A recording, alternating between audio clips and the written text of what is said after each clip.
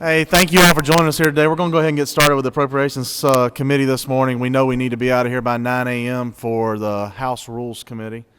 And I'm going to ask Chairman Dolezal if he doesn't mind leading us in invocation.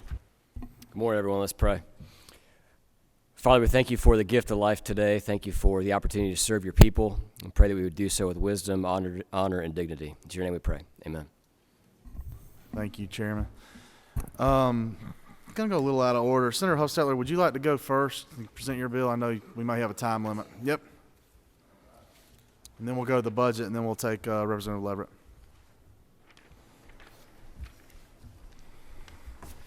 Thank you, Mr. Chairman. This bill is brought on behalf of the Department of Labor, and it would, there's been quite a few issues over there the last few years. I know we had some frustrations in the past, and there's still work to be done, and this is really just a short-term temporary thing, but what it would do would let some money get collected that the DOL doesn't have the staff to collect right now, and would provide some funding to help do that.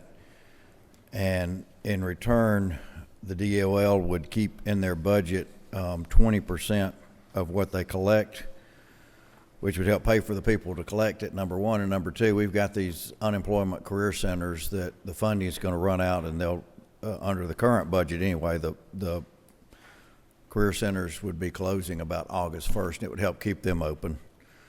Now, you guys know how I like sunsets around here, so we've got a 2-year sunset on this where we would evaluate it and see if it's done. So you'll see line 14 is where we make a exception to the code, and then if you go on to line 25 is where it talks about retaining up to 20% of these funds. So it's a little bit of a unique thing. I know we did something similar with the DOT in the past, but this is a very small measure, but I think it would let some funding be there. And if you look down on lines 36 and 37, that the commissioner has agreed that any of these records will be available for review anytime by the General Assembly, as well as the state accounting officer and the state auditor. So I think he's going to be open and transparent, and hopefully he can collect these funds with his staffing and make it a win-win for us. And I'll entertain any questions. You got a couple of questions. Senator Jones. Thank you. Thank you, Mr. Chairman. Can you just kind of share with us the amount of dollars that everyone is expecting to collect with this 20%? Well, there's about, I think, $80 to $100 million out there potentially, but I think some of this is old. So I don't really personally have a good handle on how much of that is actually going to get collected. But again, whatever we collect will be more than we're getting right now. If it's, if it's 10 million, it's money we're not getting right now. If it's 50, it's even better. So that's the potential that's out there. Senator Hickman. Mr. Chairman, thank you for that answer. Also, do you have any idea how long has this been going on? I've heard as high as $100 million. Is this over like 2 or 3 years or 5 or 6 years? Do we have any clue? This is over a number of years that it's sort of accumulated, and since we've got to be out of here at 9, I don't think we can talk about the past history of the DOL. It certainly had its problems. We had some previous meetings, of course, with the past commissioner, but it's been over a number of years, and some of it may be too old to collect, but I think some of it is very collectible. I just want to clear, this has nothing to do with the new commissioner. Absolutely not. Thank you, sir. Yeah, one more question. Senator Ginn. Ready for make a motion to do pass? Motion do pass. Is there a second? There's a second from Senator Hickman. Any further discussion? All those in favor of, make sure I've got the LC right here. LC 365723. Is that what you got, Mr. Chairman? That's what I have. Yes, sir. All those in favor of Senate Bill 475 LC 365723, please say aye. Aye. Opposed? Motion passes unanimously. Thank you. Can't turn him off there. Just makes him more active, doesn't it?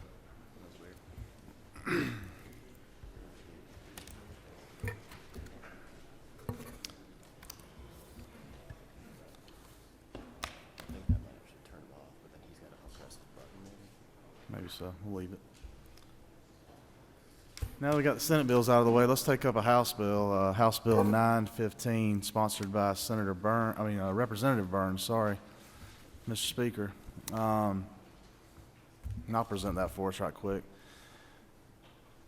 House Bill 915 by committee substitute is the amended FY24 budget. It's a budget of $37.5 billion based on $35.1 billion of projected total state treasury receipts, plus $2 billion of unreserved, undesignated surplus, as well as our typical QBE, Quality Basic Education Funding, mid-year adjustments that are permissible from the existing reserves. The projected state general fund receipts of $30.45 billion are 9.4% above those contemplated by the FY24 general appropriations budget. The themes in this budget are similar to themes you've seen in previous amended budgets. They're true up of formula and healthcare expenses. And they also reach a little bit differently this year because of our unprecedented collections to allow the state to catch up with investments in certain fields. Information technology modernization that enhances services, case management, and cybersecurity. Long-term and long-needed building renovations and construction that is done without assuming more debt that otherwise will be approached through a bond funding and general budgets. And these also, in this amended budget, we're able to address physical liabilities that will ultimately assist in long-term cost avoidance. The last theme I think you'll see in this year's amended budget is that we equip state employees and state law enforcement entities with needed resources. Of the $37.5 billion, you'll see one line that's repeated throughout almost every section, and that's a $1,000 pay supplement for all state employees, state teachers, and regents. The governor announced this in the December of 2023. The House supported it, the governor's budget supported it, our budget supported it as well. I want to tell you what's not in that. What is not in that $1,000 is a pay increase or a supplement to any elected official. We are all excluded categorically from that. What is included is a $1,000 pay supplement to all those who are paid with federal funds. That's something we have not done in the past. We've had a big battle in the past over supplanting federal funds. But we have gone along with that $1,000 increase, even when the positions were funded with federal funds or other funds in this year's amended budget. After hitting those kind of big themes, let's dive right into it. You always know Section 1 of your budget will always be the Senate.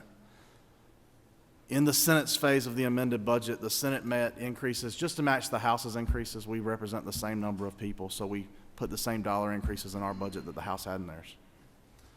In the courts, you'll see that one of the things that I think I'm the most excited about in this budget is what we were able to do in the juvenile court judges line item. Over the past 2 budget cycles, we have talked about dependency cases and permanency cases and whether or not there was a backlog. There's a debate over that, and even defining backlog has proven to be problematic.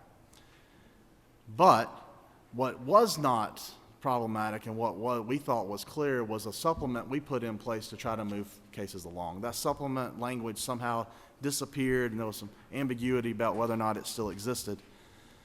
The Senate budget allows and matches the House adds in this program for about $170,000, but also adds $650,000 in technology improvements at the AOC to allow for a universal technology that will be able to show us how long cases have been pending, how long children have been waiting on termination of their parental rights so they can be placed for adoption, or how long they've been waiting to see whether or not we can move along on a unification plan. That, to me, that $650,000 is, to me, the most exciting thing you'll see in this amended year budget. There are other things, too, obviously, and you can't spend $37.5 billion and only talk about $650,000. At the Department of Administrative Services, you'll see some of the bigger expenditures. The state promotes efficiencies, and the Senate goes along with them with $158 million to redesign our state's human capital and financial systems. I want you to look at that line, though, that $158 million. That's just a partial payment.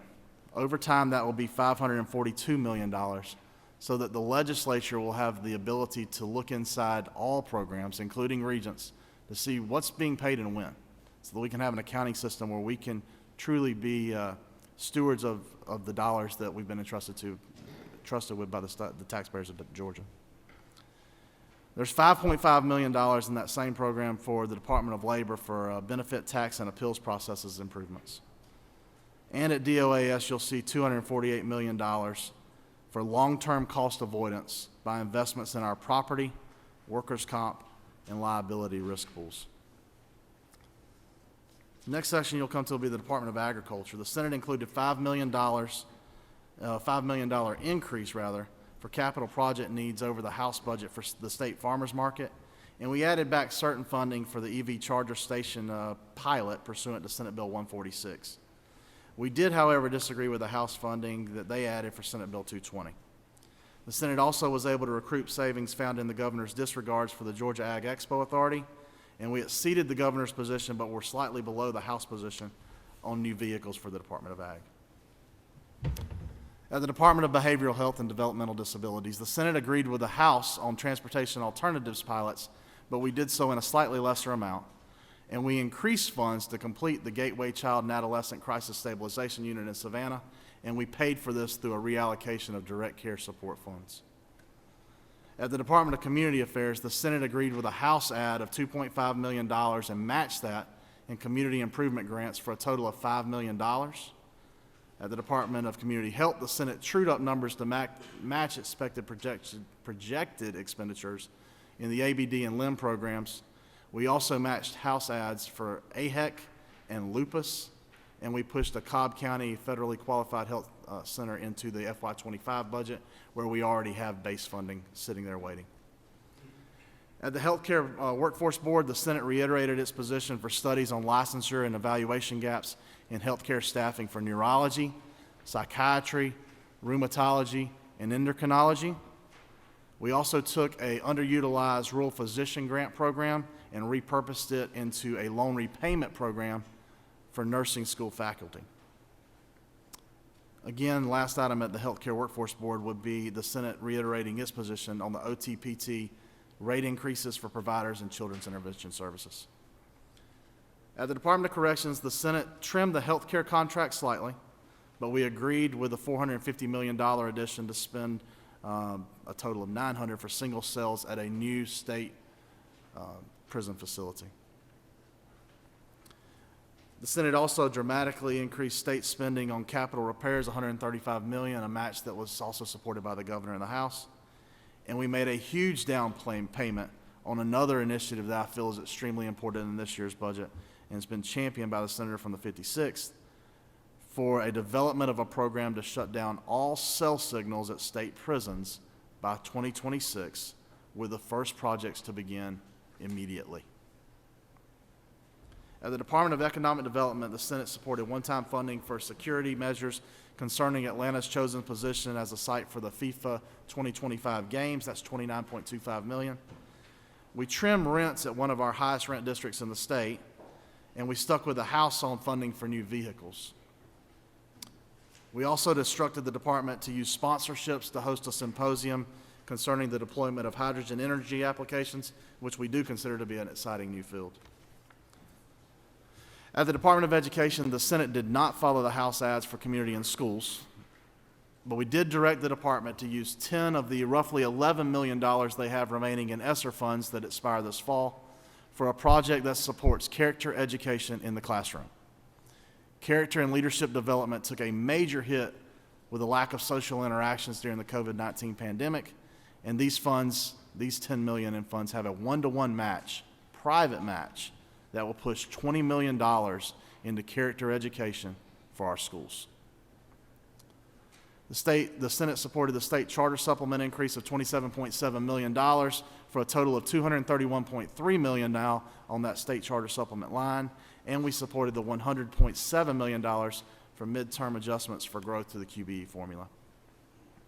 At the Employee Retirement System, the Senate supported the governor and the House ad for $500 million to increase the funded ratio to improve long-term viability for our state's pension system. The state also left $26.7 million in the base for potential use this year.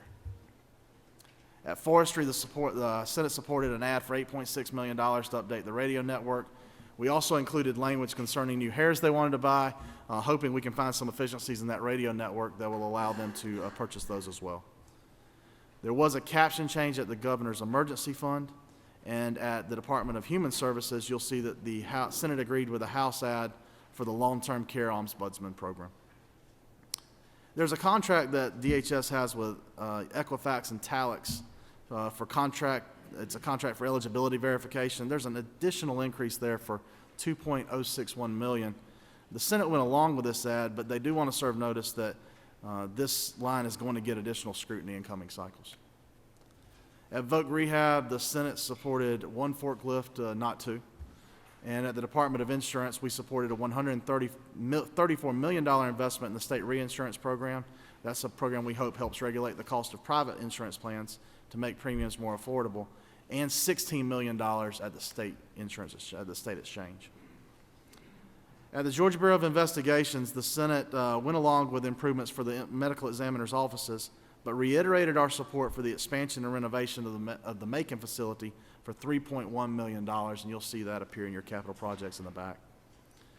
At CJCC, the House funded one SANE coordinator for each center. The Senate went along with this as well. It was an issue that we talked about last year.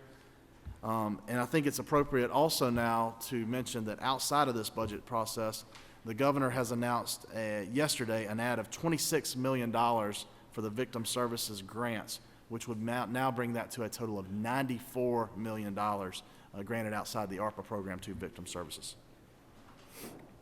At the Department of Juvenile Justice, the Senate agreed, or the Senate committee substitute agrees with the spending for maintenance, but we reduced funds for a music studio. At the Georgia Department of Labor, we agreed with the governor and the House on the one-time funds for $5.5 million in technology upgrades. We also added $2.5 million for matters related to unemployment insurance. At the Department of Law, the Senate's committee substitute supports one-time equipment for gang prosecution, cyber crimes, and organized retail crimes for a total of $103,000. And at the Department of Natural Resources, the Senate committee substitute proposes increased one-time funds for outdoor recreation and state park renovations across our state at $14 million. At the Department of Public Safety, the Senate supported most of the House and Governor's ads, including a $5.1 million for one-time funds to replace weigh-in motion equipment at our MCCD facilities. The one exception with the Governor's and House numbers that the Senate took on DPS would be there was a request for an add of $1.995 million. The Senate for a hangar, we instead allocated $1 million to bring the total for that hangar to $5 million. At the Public Service Commission, there have been 3 projects that the Commission has requested over many, many years. $250,000 for customer response system upgrades, $100,000 to upgrade phone systems, and $25,000 to audit Universal Access Fund contributors. The Senate supported all 3 positions.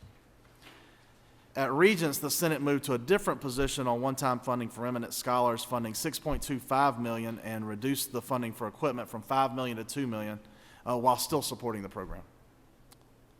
The Senate agreed with the House funding for one-time funding to the Georgia Holocaust Commission, but focused the $2 million instead on exhibits at the Anne Frank Education Center. At the Department of Revenue, there's $300,000 that the Senate committee substitute allocates to migrate to cloud-based services, and $108,000 to replace 3 vehicles. There were 3 requests, 4 total from the Secretary of State's office. One was about the power supplies. You'll hear us talk about that later.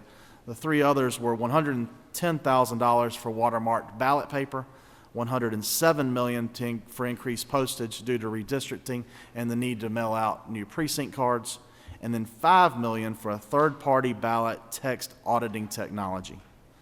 The Senate funded 2 of these, the watermarked paper and the redistricting precinct cards, and is awaiting confirmations from the Secretary of State's office before agreeing to fund the ballot text auditing technology. At Student Finance, some savings were realized by the Senate through decreased utilization of the Hope Scholarship, the Public Safety Memorial Grant, the Hero Scholarship, and tuition equalization grants.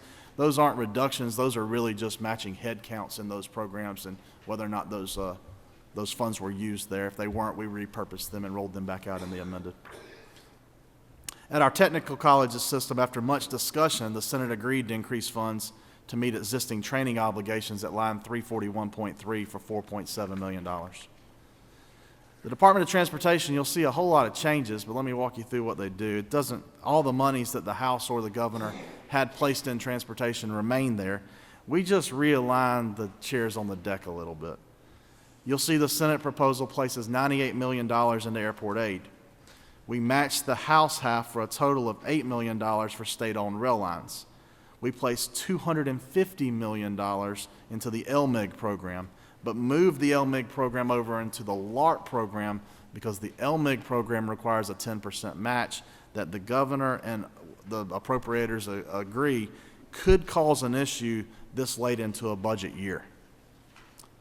We do have assurances from the Department of Transportation, however, that they're going to use that LARP, they're going to use the LMIG formula for distribution the same as though it were in, even if it is in the LARP program. The Senate budget also took, and realigning those chairs a little bit, left $500 million for the entire statewide freight and logistics program, $50 million in capital maintenances with assurance from the DOT that this is enough with a federal match to get us through this budget year, and put the balance of that money into capital construction for congestive matters, to fight congestion across our state. This year's budget, amended budget particularly, is different from most. You know that right now we're usually truing up things, and when we get to the big budget, you're looking at the bond package, and I usually lose the attention of most of you as you flip to the back really quickly to see what schools, technical colleges, or libraries may be funded in your district. But this year is different. You see, the state of Georgia, because of the leadership of Governor Kemp and the House, Chairman Hatchett and Director Dunn, we've held our cash close, and it's served us well. In record high inflation, we are able to potentially cash purchase items that we used to have to borrow. We were able to get a almost 1% interest rate on our bonds in past years because of our strong cash position. But now with 40-year high inflation, you're not going to see a 1% bond anymore. We'd be lucky if we saw a 5% bond. And that would be doing well. So the governor's budget proposal takes those items that we normally would fund with bonds and allows us and moves it into funding them with cash. It's a savings that will save our children and grandchildren millions. And it's an extremely smart and prudent move given the current economy. So when you flip back into the GISFIC part of your budget, you'll see where we've taken and cash funded a multitude of items that normally would be bond funded. One of those will be the University of North Georgia STEM project. The Senate also added 1/3 of our funding for the Middle Georgia State University capital request. There's funding for a medical school in Athens. There's one-time funding for a dental school in Savannah. $4.6 million in the Senate proposal to continue to purchase the Augusta Transition Center for the Department of Transportation. Approximately $300,000 to outfit new troop posts in Oconee and Fulton counties. $3 million, as I mentioned before, the request was $6 million, but $3 million for uninterrupted power supplies for our state's election machines. $6 million to match federal funds to expand the Port of Brunswick. $100,000 to begin a study for a veterinary school at Fort Valley State University. And the pull forward of a project that's approximately $5 million at Georgia Southern University. These are projects that you normally would see in the FY25. You're seeing them in the 24 because of the prudent budgeting that we've had because of our governor.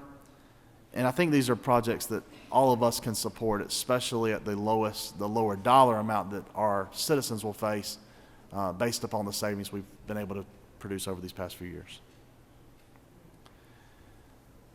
As we begin to close, I do want to mention that all the items in the budget that you see don't get accomplished because of what we do right here. We pass a budget, but we then rely on state employees to implement that budget and the ideas that we pass. And we have roughly 3 different buckets. I'm going to focus on one here today, though. 3 different buckets of employees. We have our local school teachers. You've heard what we've been able to do for them over the past. The average salary now and average pay for a teacher in Georgia is between $65,000 and $69,000. That's not telling you that every teacher's paid 65 to 69. I'm telling you what the average is. Some are higher, some are substantially higher, and some are lower. At our regents, that's sort of the second bucket of employees that we have here at our state. And you can look at the Georgia Data Analytics Center and see how pay goes across regents. But I want to focus on the 55,000 state employees who are everybody else. Of those 55,000 state employees, this isn't roughly, this is an exact number, 29,346 of those make less than $39,999 a year. They make less than 40 grand. I'm going to highlight who those are for us for a second. 2,280 employees at the Department of Behavioral Health, the folks that we trust to provide the mental health services for bills that we've passed over these past 5 years, make less than $40,000. The average pay at the agency is $52,377. At our community service boards, again, due to the Olmstead Act, the way we actually provide mental health services in our communities, 3,355 of those employees make less than $40,000 a year. The average pay for the entire agency at community service boards is $49,000. At the Department of Corrections, which you've heard highlighted in media and highlighted by us, and new technology that we're going to implement across our state, 2,097 employees make less than $40,000 a year. The average salary at corrections is $48,398. At our Department of Human Services, I'm going to separate these out because I do think it's important. DFACS by itself, 3,251 employees make less than $40,000 a year. The average annual salary at DFACS, just the DFACS part of DHS, is $44,000. Our caseworking starting salary is $41,000. Those are the folks who are doing the care with children. If you look across the agency as a whole, you still have another 1,203 employees at DHS. Those are not DFACS employees. Those are mostly our eligibility service folks you hear right now who are checking eligibility. Their pay is $39,999 or less. We have 1,262 employees at the Department of Juvenile Justice whose pay is less than $40,000 a year. The average salary there is $49,352. 532 employees at the Department of Natural Resources. The average salary there is a little bit higher. It's $56,000. 1,405 employees at the Department of Technical College System of Georgia, rather. The average pay there is $58,000. And 1,474 employees at the Department of Transportation, where the average salary is $58,000. I think we owe those folks a round of applause for the implementation of over 300, the 1,000 bills we introduced, the 300 bills they're able to implement, and the 11 million people that, because of the 40 days that we get to spend up here passing budgets and passing laws, they spend 365 days implementing it and trying to make sure children and families are safe. I think we owe them a round of applause.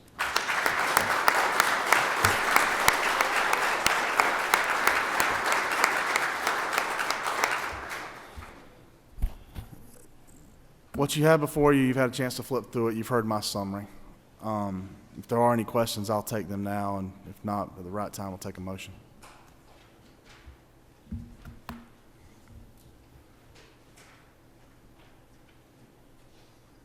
Take a motion. We got a question from, I think it's Chair Lady Kirkpatrick, sorry. Motion, okay. Motion from Senator Kirkpatrick, second by the Pro Tem. Any further discussions? All those in favor of passing House Bill 915 as amended by the Senate Appropriations Committee, please say aye. Aye. Opposed, no. Thank you. And we're on to our third bill now. Representative Leverett.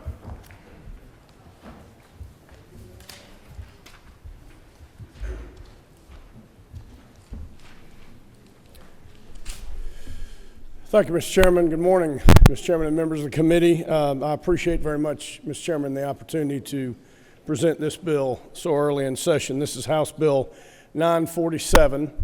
It's a bill that will reform the compensation structure for state-paid judges, and that's an important distinction. This is state-paid judges, judges that are actually state employees. That's judges of the Supreme Court, Court of Appeals, statewide business court, and Superior Court. And that's the scope of this bill. It doesn't go any broader because those are the only judges in our system that are state-paid and state employees. This bill will alleviate problems in the existing structure and provide a path forward to support a strong, independent, and high-performing judiciary. Mr. Chairman, I'm mindful of the hour. I'm also mindful of the limitations on time. I do not want the chair upset with me, and I certainly do not want Chairman Parrish upset with me, so I will try to be very brief here.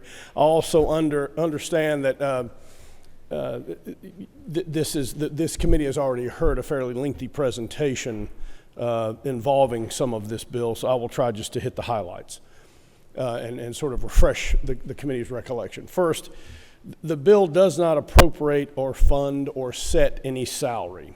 It does not obligate the state to pay any rate of pay. It actually amends an existing statute to remove the dollar amount that is set out in there for these salaries and replaces it instead with a maximum. So in a sense, that does restrict our appropriation authority, but I would assume that is a restriction we would welcome. It then allows the General Assembly to appropriate whatever rate of pay it deems to be appropriate. Second, the bill tries to, extricate us, at least superior courts now, from that uniquely odd system we have where they have local supplements, in which the local supplements have taken on such a large proportion of pay for these people who are supposed to be state employees. And I think many of us know that local supplement structure has caused wide variations in pay among Superior Court judges throughout the state, and even has resulted in some judges of Superior Courts making more than our appellate judges do, which I think is somewhat of an upside-down arrangement. So what we're trying to do with this is we are still allowing some local supplementation of salary. We're calling it locality pay, and it will be limited to 10% of whatever the state salary is. So this recognizes some variation for cost of living, but not the wide disparity we have seen, which really doesn't bear any relation to that. After all, the way we structure the judicial circuits, we design them so that every judge in every circuit is supposed to have roughly the same caseload, so they should have roughly the same pay. So that's the second thing the bill does. And the third thing the bill does is there are many localities that couple pay of state officials to judicial pay. And so we're fixing that, or we're trying to suspend that so that local jurisdictions will have some time next year to make any adjustments they deem appropriate without having any increases foisted upon them against their will. The way the bill currently provides is that the local jurisdiction would have to affirmatively couple a salary to a state or to one of their local officials that are not judges. The coupling of judges would automatically resume.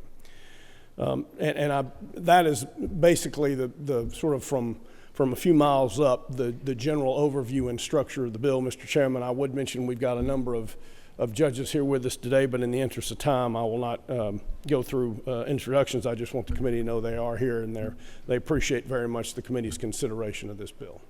Oh, and that this bill, again, this was not my creation. This bill came to us from the Judicial Council. It represents a number of years of study and a great compromise among the judges impacted and the judges who are not impacted by it. It's been approved by the council. Thank you, Representative Leverett. Any questions from the members of the committee? Chair Lady Kirkpatrick. Thank you very much. I was not on the committee that was involved with the lengthy discussion that you're referring to about the bill. I just wondered about whether there was any conversation about the juvenile court judges during the process. Well, I believe the council has included them in their study, but since they are not directly state paid, they are not directly impacted by this bill. Now, they could be to the extent their pay is tied to Superior Court pay, But there has been consideration of juvenile court judges, and I thank the lady for her question. The bill as originally filed contemplated the formation of a commission to study all kinds of court compensation. After some reflection, we decided to remove that, but I have another bill, which may be coming to this committee or to the Senate, hopefully, that does set up a joint study committee to look at pay of the rest of the actors in the system, probate judges, magistrate judges, DAs, public defenders, and all of that. Thank you for the question. Chairman Walker. Thank you, Mr. Chairman. Representative Leverett, thanks for your work on this. So you stated that it sets a maximum pay, but I guess not a dollar amount. And I assume that you're referring to lines 333 through 336, so that we don't have Superior Court judges making more than Supreme Court justices. That's one of the goals, yes, sir. It tries to set a gradation where the maximum is stated as a percentage of a base amount, which is U.S. District Court pay. And the percentage for the Supreme Court is 100% of that, and then it slowly moves down until we get to Superior Court where it's 90%. But again, that's a maximum, not an appropriated amount. Mr. Chairman, can I follow up? Yes, sir. Representative Leverett, is there a maximum dollar figure in here anywhere, or would that be established by separate legislation or appropriations? The actual salary is always going to be set by appropriation. So to be clear there, the only limit in this bill on your appropriating authority is you can't go above a certain amount, which is expressed as a percentage of that base pay. The actual amount is not in here. That would be determined by whatever the district court pay for 2 years back at the time when you're making the appropriation was. Chairman Dolezal. Thank you, Mr. Chairman. Thank you, Representative. 2 questions for you. One, I've heard that the cost of this is approximately $22 million if passed as is. I'd just like you to clarify if that's the case and correct me if that's not the case. And then secondly, you referenced that this was subject to a good bit of negotiation. Can you let us know what maybe the top 2 negotiating points were and how you guys landed where you are and what the pushback was and perhaps in that negotiation? Thank you. So as to your first question, this bill itself does not impose that cost. If the legislature were to fund all of these positions at the maximum set, I believe it would be $22 million, if that was all done in 1 year. But this bill does not mandate that you do that. You can leave pay where it is. It would restrict the counties in their supplements, but it would not. In other words, that is a potential cost if you choose to fund everything at 100%, but that is not mandated by the bill itself. Passing the bill will not cause that to increase. You still retain discretion as an appropriator to set the salary at amount you deem appropriate. You just can't go over that number. And as to the negotiating points, I confess I was not involved in the Judicial Council's discussion and the study over those years, so I don't know what the points of contention were, but we do have some judges here who could address that issue for the chairman if you'd like.